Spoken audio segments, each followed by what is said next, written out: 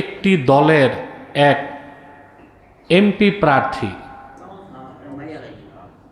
এ বলছে যে আমি বহুত বড় কোরবানি দিছি, এটা ইব্রাহিম আলাইহিস সালামের কোরবানির চেয়ে বড়।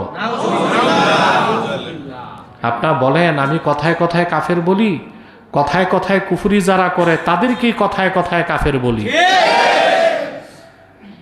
আল্লাহ হযরত ইব্রাহিমের কোরবানিকে বলছেন বালাউন আযীম। সুবহানাল্লাহ, এত বড় কোরবানি, এটা কোনো শব্দে প্রকাশ করার ভাষা নাই। আর সে কোথায় হযরত ইব্রাহিমের কোরবানির সাথে এই পশ্চিমাদের আবিষ্কৃত গণতান্ত্রিক পদ্ধতির নির্বাচনে প্রার্থিতা পরিহার করাকে সে কোরবানি বলে তুলনা করছে। ওর মাথায় সুপারি রেখে খরম দিয়া পিটানো দরকার। যখন ইব্রাহিমের রব ইব্রাহিমের পরীক্ষা নিল, একটা দুইটা না 10টা, সবগুলো পরীক্ষায় তিনি সফল হয়ে যাবার পরে আল্লাহ বললেন ইন্নী জাইলুকা লিন-নাস ইমামা, ইব্রাহিম আমি তোমাকে মানব জাতির নেতা মনোনীত করতে যাচ্ছি। কি কি পরীক্ষা বহুবার আপনাদের বলেছি। চূড়ান্ত পরীক্ষা ছিল আপন সন্তানের গলায় ছুরি ধরেছিলেন, ঠিক না? ইব্রাহিম আলাইহিস সালাম যে কোরবানি দিয়েছেন ওটার তুলনা আছে? আপনাদের দেশের একটি দলের এক এমপি প্রার্থী এ বলছে যে আমি বহুত বড় কোরবানি দিছি, এটা ইব্রাহিম আলাইহিস সালামের কোরবানির চেয়ে বড়।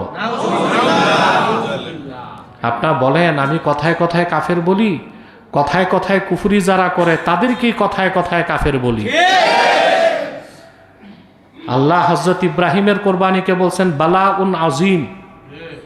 সুবহানাল্লাহ, এত বড় কোরবানি, এটা কোনো শব্দে প্রকাশ করার ভাষা নাই। আর সে কোথায় হযরত ইব্রাহিমের কোরবানির সাথে এই পশ্চিমাদের আবিষ্কৃত গণতান্ত্রিক পদ্ধতির নির্বাচনে প্রার্থিতা পরিহার করাকে সে কোরবানি বলে তুলনা করছে। ওর মাথায় সুপারি রেখে খরম দিয়া পিটানো দরকার। হযরত ইব্রাহিম কোরবানি দিলেন, 10টা পরীক্ষা উত্তীর্ণ হলেন।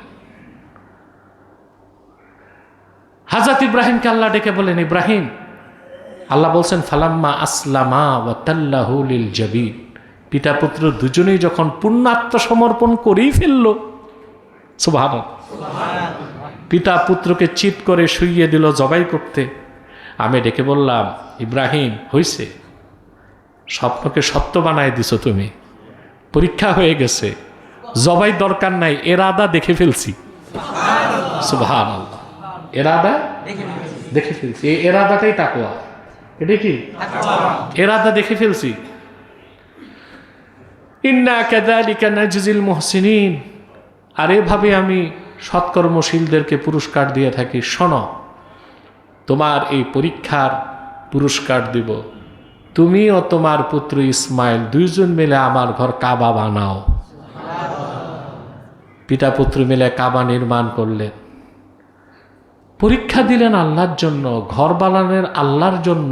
ঘরের সামনে দাঁড়ায় ইব্রাহিম আলাইহিস সালাম ক্ষমা চায়, রব্বানা তাকাব্বাল মিন্না ইন্নাকা আনতাস সামিউল আলিম ওয়া তুব আলাইনা ইন্নাকা আনতাত তাওয়াবুর রহিম। রব্বানা তাকাব্বাল মিন্না, ইমাম বাগাভী আয়াতের তাফসীরে লেখেন রব্বানা তাকাব্বাল মিন্না তা'মিরানা হাযা, হে আল্লাহ আমি আমার পুত্র ইসমাইল মিলে তোমার যে ঘরটা বানাইছি এটা কবুল করো। সুবহানাল্লাহ, সুবহানাল্লাহ, ওয়া তুব আলাইনা, আমাদের দুজনকে মাফ করে দাও। কি আশ্চর্য কথা, ঘর বানাইছেন আল্লাহর জন্য, পরীক্ষা দিলেন আল্লাহর জন্য, আবার ক্ষমা চায়। এটাই হচ্ছে আওয়াবের কাজ। গুনাহ করলেও ক্ষমা চায়, গুনাহ না করলেও ক্ষমা চায়, তাকে বলা হয় আওয়াব, যে বারবার আল্লাহর কাছে মস্তক নত করে ক্ষমা চায়। সুবহানাল্লাহ, আল্লাহ ঘর তো কবুল করে নিয়েছেন। সুবহানাল্লাহ, কাবা ঘরকে আল্লাহ কবুল করে নিয়েছেন। এই জন্য আল্লাহ তাআলা বলেছেন, হাদা তুআদুনা লিকুল্লি আওয়াবিন হাফিজ, এ তো তা যা প্রতিশ্রুতি দেওয়া হয়েছে তোমাদেরকে প্রত্যেক সেই ব্যক্তিকে যে ব্যক্তি আওয়াব। আওয়াবের আরেকটা অর্থ আল্লাহ অভিমুখী। সুবহানাল্লাহ। তাবা ইয়াতুবু তাওবুন মানে রুজু।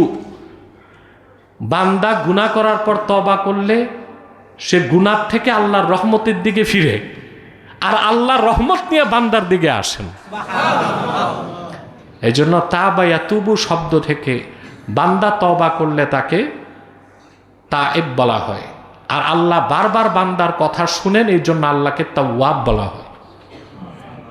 সুবহানাল্লাহ। তাহলে আমাদেরকে আওয়াব হইতে হবে। কি হইতে হবে? মানে বারবার আল্লাহর কাছে ক্ষমা চাইব। যে বারবার আল্লাহর কাছে ক্ষমা চায় সেই হচ্ছে আল্লাহ অভিমুখী।